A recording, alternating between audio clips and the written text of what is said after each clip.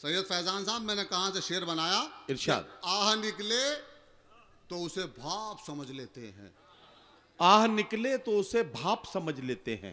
आह निकले तो उसे भाप समझ लेते हैं। नेक कामों को मेरे पाप समझ क्या लेते कहना। हैं। और इतनी मिलती है मेरे अब्बा से सूरत मेरी, लोग मुझको ही मेरा बाप समझ लेते हैं। अरे वाह वाह वाह वाह वाह वाह वाह वाह वाह वाह। लोग मुझको ही मेरा बाप समझ लेते इतनी हैं। मिलती है मेरे अब्बा से सूरत मेरी, लोग मुझको ही मेरा बाप समझ लेते हैं। और चार मिसरे ये सुन लो कि आओ कर लें कोर्ट मैरिज है मेरी जाने गजल।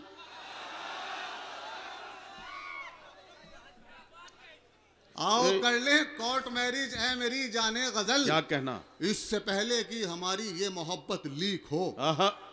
सुन के ये चप्पल उठाई जब सुरैया ने जनाब, एकदम जुम्मन ये बोला और बाजी ठीक हो। मैं